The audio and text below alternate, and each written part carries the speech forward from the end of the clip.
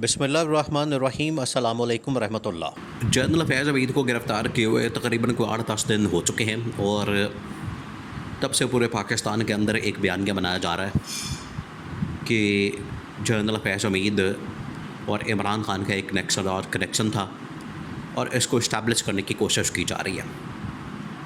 अब कुछ नए इंकशाफात हो रहे हैं और कुछ ऐसे सहाफ़ी मौजूद हैं जो कि वाकई में हक़ाइक़ के ऊपर, फैक्ट्स के ऊपर जो हकीकत होती है उसको बयान करते हैं और कहानी बताते हैं।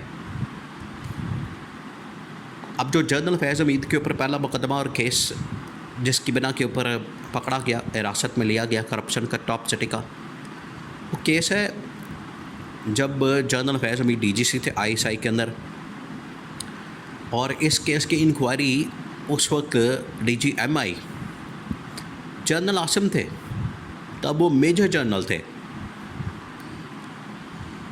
तो उस वक्त के डीजीएमआई जनरल आसिम ने की थी और ये उस वक्त की बात है जब साकिब निसार चीफ जस्टिस थे और इस इंक्वायरी को बंद कर दिया गया। ये इस इंक्वायरी का खाता बंद कर दिया गया, इसको क्लोज़ कर दिया गया। एवन के साकिब निसार से जब रब्ता किया गया इस सिलसिले में कि ये टॉप सिटी केस आया था तो इसमें क्या हुआ था, देखिए ये तो सारे बात कर रहे हैं कि इसमें जनरल फैज़ हमीद का नाम, और ये शरीफ ख़ानदान के दौर का मामला है 2015-16 का। तो ये उस वक्त कहाँ सोए हुए थे, इनको नहीं उस वक्त ख्याल आया कि अपने इस्लामाबाद में कैपिटल में दारुल हुकूमत में जिस घर में ये रहता था नवाज़ शरीफ वज़ीर-ए-आज़म हाउस में, उसके चंद किलोमीटर के फासले के ऊपर एक टॉप सिटी हाउसिंग सोसाइटी का केस है, सुप्रीम कोर्ट के अंदर चल रहा है।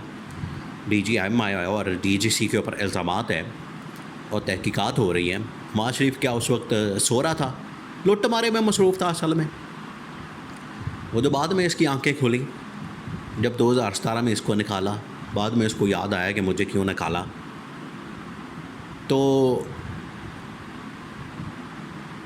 इसके बारे में उनको उस वक्त ख्याल नहीं आया। और कहा जाता है कि उस वक्त जनरल आसिम ने जब मुलाकात की जनरल फैज़ के साथ पहली, तो ये उस वक्त इन्वेस्टिगेट किया गया इस केस को, बाद में बंद कर दिया गया, फाइलें वगैरह सारी दबा दी गई, रिकॉर्ड सारा ख़त्म कर दिया गया।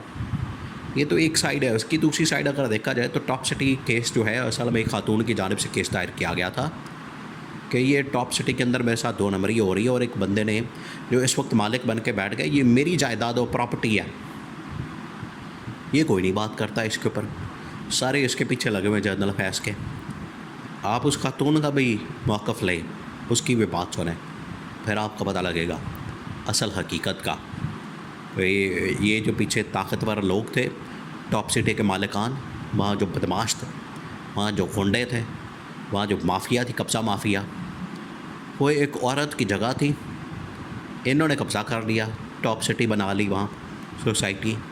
औरत वो गई सुप्रीम कोर्ट में और बाद में आईएसआई के थ्रू भी उसने ये मामला हल करवाने की कोशिश की कि मेरी ज़मीन है, मेरे ऊपर ये टॉप सिटी बना के बैठ गए ज़मीन पर।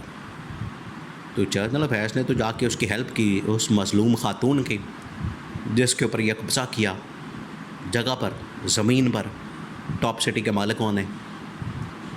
तो वो भी एक पहलू है, उसको कोई नहीं देख रहा, लेकिन क्योंकि इसमें से अपना मकसद निकालना है, अपना बीच में हूंजा फेरना है, अपना बीच में लोचा तलना है, किसी तरह से अपना इंटरेस्ट निकले। तो बहुत सारे सहाफ़ी जो कि हक़ाइक़ बयान कर रहे हैं वो ये बता रहे हैं कि तस्वीर के बहुत सारे रुख हैं, इसके बहुत सारे पहलू हैं। ये एक पहलू के ऊपर नहीं चल रहा या इसके अंदर 2-3 चीज़ें नहीं हैं। ये बहुत पुराना केस है, ये तो चले जाना है 2008-7 में मामला। तो पीछे जितना बजाय कि आगे जाने के, देखें दुनिया कहाँ चली गई है। दुनिया चली गई है चाँद पे और हम VPN पे आ गए हैं। ये हालात है पाकिस्तान के अंदर। इंटरनेट बिल्कुल स्लो हो गया है और कई कारोबार लोगों के बंद हो गए हैं, फ्रीलांस करने वाले लोग काम, बहुत सारे के सारे सोशल मीडिया के ऊपर काम करने वाले लोग, उनके कारोबार ठप हो गए हैं इनकी इन हरकतों की वजह से, और ये पीछे जा रहे हैं।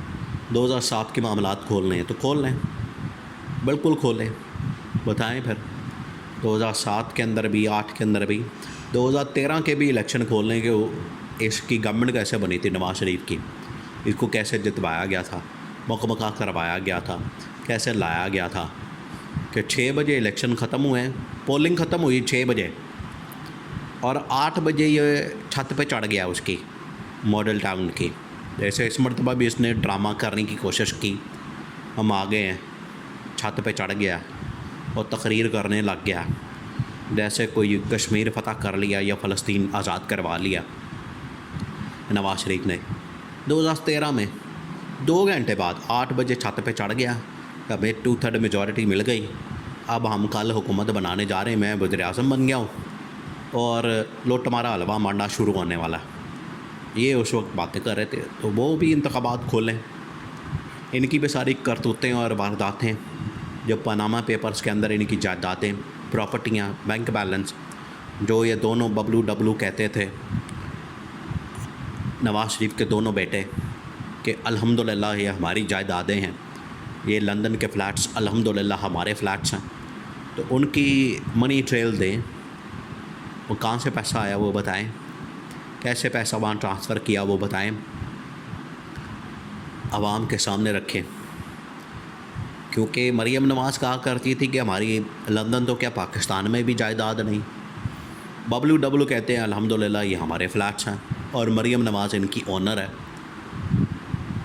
शहबाज शरीफ कहता है कि हम गरीब लोग थे, हमारे तो आबा अजदाद वैसे ही बड़े गरीब गुरबा थे, हमने तो बड़े फाके काटे हैं। नवाज़ शरीफ कहता है कि हम बड़े अमीर लोग थे, हमारे आबा अजदाद बड़े अमीर लोग थे। किसकी बात के ऊपर आप यकीन करेंगे? ये तो इनकी हालत है।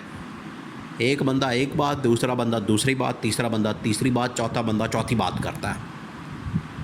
इनके ऊपर कौन यकीन करेगी? ये जो अभी चंद दिन पहले इसने पूरा ड्रामा चलाने की कोशिश की और पंजाब के तकरीबन कोई 12 करोड़ लोगों को बेवकूफ़ बनाने की कोशिश की कि मैंने 14 रुपये यूनिट जो है वो सस्ता कर दिया 200 से 500 वालों का।